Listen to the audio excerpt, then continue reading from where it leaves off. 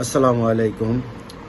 ভিডিওটা বানাতে গিয়ে বা কথা বলতে গিয়ে মনে অনেক কষ্ট দুঃখ নিয়ে আজকের এই ভিডিওটি নিয়ে আপনাদের সামনে আসছি। রাজধানীর উত্তরায় মাইলস্টোন স্কুল অ্যান্ড কলেজের একটি ভবনের উপর বিমান বাহিনীর যুদ্ধ বিমান বিধ্বস্ত হওয়ার ঘটনা নিয়ে, যেটা সবাই জানেন। উত্তরায় মাইলস্টোন স্কুল অ্যান্ড কলেজে ভিডিও ফুটেজে দেখা যাচ্ছে কিভাবে বিমানটি বিধ্বস্ত হয়েছে, সেটাই আপনারা দেখবেন। কিভাবে আগুন জ্বলে উঠল, এটা ভিডিও ফুটেজ থেকে সংগ্রহ করা হয়েছে। বিমানটি এসে সরাসরি স্কুলের উপরে আঘাত হেনেছে এবং সাথে সাথে বিধ্বস্ত হয়ে আগুন জ্বলে উঠেছে। দৌড় দিতেছে, বলে প্লেন ক্র্যাশ করছে। পরে আমি বলি কই ক্র্যাশ করছে? পরে বলে ক্যান্টিনের সামনে। এখন আমার মাথা আসে ক্যান্টিনের সামনেই তো আমার বোনের কি স্কুল, ওর কি হয়েছে? পরে আমি দৌড় দিচ্ছি, আমি দৌড় মারে দেখি আমার বোন যেখানে বসে আছে ওই মানে যেখানে আমার বোন বসতো ওইখানেই প্লেনটা ক্র্যাশ হয়েছে। আমি তবে কথা হলো, এখন সময়ের দাবি যেটা এসেছে সেটা নিয়ে কথা বলি।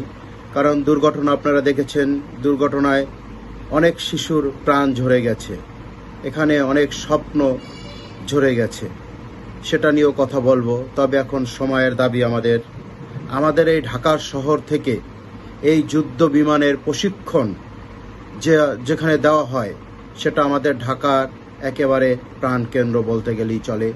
কারণ ঘনবসতি এবং অনেক উঁচু উঁচু বিল্ডিং প্রতিষ্ঠান সেখানে। তাই এখন সময়ের দাবি এবং সবার দাবি, আমি মনে করি এখান থেকে সরিয়ে এটা চট্টগ্রাম, কক্সবাজার ওদিকে নিয়ে গেলে ভালো হয়। কারণ হলো, একটি বিমান যখন পাইলট উড়ায় তখন বিভিন্ন রকমের সমস্যা হতে পারে। যেহেতু তারা প্রশিক্ষণ নিচ্ছে বা প্রশিক্ষণ শেষ হয়েছে, তারা কিন্তু আদৌ পাইলট হয়নি, ওভাবেই আস্তে আস্তে এক সময় পাইলট হবে। তাই সাগর সীমার উপর দিয়ে যখন প্রশিক্ষণ পাইলট চলবে, তখন যে পাইলট থাকবে তারও বেঁচে থাকার 80 থেকে 90% চান্স থাকে। এবং নিচে তেমন কোনো জনবসতি নাই, সাগরের উপরে পড়ে গেলে বাহিরের বা আলাদা কোনো মানুষ মরার বা কোনো বড় দুর্ঘটনা ঘটার কোনো চিন্তা থাকে না। তাই এখন সময়ের দাবি, আমরা বলবো এই যুদ্ধ বিমান প্রশিক্ষণ যেখানে দেওয়া হয় সেটা সরিয়ে চট্টগ্রাম বা কক্সবাজারে নিয়ে যাওয়া হোক। কারণ একটাই, এভাবে আর শত শত মায়ের কোল খালি হতে আপনারা নিজ চোখে দেখেন মেডিকেলের অবস্থা। মেডিকেলে যারা এখন ভর্তি আছে তাদের অবস্থা আরও কষ্টের। যারা মরে গেছে তারা কষ্ট থেকে বেঁচে গেছে হয়তোবা, কিন্তু মা বাবার মন তো মানে না। কিন্তু যারা পুরে 90%, 80% পোড়া হয়ে গেছে, তাদের কি যে ভীষণ যন্ত্রণা নিয়ে মেডিকেলে ভর্তি হয়ে আছে, তাদের প্রতিটি দিন প্রতিটি সেকেন্ড নরক যন্ত্রণায় কাটে। তাই এই যুদ্ধ প্রশিক্ষণ বিমান আর ঢাকায় আমরা চাই না। চাই এটা দূরে কোথাও সমুদ্র সীমার উপর দিয়ে নিয়ে যাক।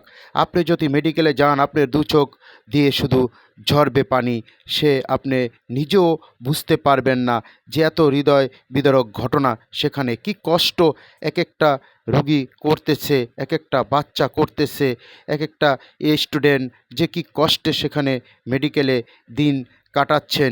এক অসহ্য যন্ত্রণা, শরীর পুড়ে গেলে যে কি কষ্ট হয়, কোনো চিন্তা থাকে না। তাই এখন সময়ের দাবি, আমরা বলবো এই যুদ্ধ বিমান প্রশিক্ষণ যেখানে দেওয়া হয় সেটা সরিয়ে চট্টগ্রাম বা কক্সবাজারে নিয়ে যাওয়া হোক। কারণ একটাই, এভাবে আর শত শত মায়ের কোল খালি হতে আমরা দেখতে চাই না। সেদিনকার সেই বিভীষিকা মুহূর্তগুলো যেন চোখের সামনে ভেসে উঠলে এখনও চোখ দিয়ে জল গড়িয়ে পড়ে। অনেকের ভবিষ্যৎ শেষ হয়ে গেছে, কারণ যে বাবা মারা সন্তান 2টি 3টি মারা গিয়েছে, তার হয়তোবা আর কোনো সন্তান নেই, বয়স হয়ে গেছে, আর কোনো সন্তান হবে না। প্রতিটা সন্তানকে নিয়েই বাবা মার নতুন আলাদা আলাদা স্বপ্ন থাকে। সেই স্বপ্নগুলো ভেঙে চুরে চুরমার হয়ে গেছে এক নিমিষে। তাই শুধু একজনের স্বপ্ন নয়, সেই ছেলেটির, সেই বাচ্চাটিরও একটি স্বপ্ন ছিল, সেটিও ভেঙে গিয়েছে। বাবা মার স্বপ্ন ভেঙে গিয়েছে। একটি স্কুলের শিক্ষকদের স্বপ্ন থাকে তার ছেলে মেয়েদের, ছাত্রদের নিয়ে, তাদের স্বপ্ন ভেঙে গেছে। যেখানে তিনটি স্বপ্ন ভেঙে গেছে, এখনও কি আমাদের জোর দাবি হতে পারে না যে যুদ্ধ বিমান, প্রশিক্ষণরত বিমানগুলো ঢাকা থেকে সরিয়ে চট্টগ্রাম বা কক্সবাজার সমুদ্র সীমানার উপর দিয়ে তাদের প্রশিক্ষণ দেওয়া হোক? তাহলে ভালো হবে, ভবিষ্যতে এমন কোনো দুর্ঘটনা ঘটবে না। মাইলস্টোর স্কুল অ্যান্ড কলেজের বিমান দুর্ঘটনার কিছু চিত্র দেখতে পাচ্ছি আমরা, যাতে হৃদয় কেঁপে উঠে। কিভাবে সম্ভব হয়েছে? এই আগুন কিভাবে লেগেছে? কিভাবে মানুষগুলো পুড়ে জ্যান্ত মানুষ হেঁটে এভাবে চলে এসেছে?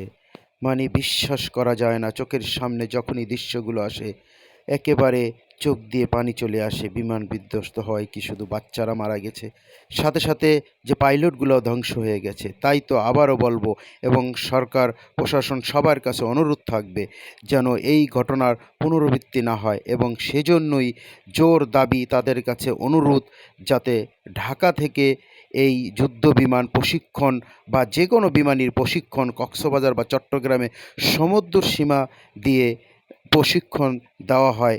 অনুরোধ থাকবে, জোর অনুরোধ। এবং একটি মেডিকেলে যখন নাজিরা হাত পা ছুটছিল। আজকে পর্যন্তই। আল্লাহ হাফেজ।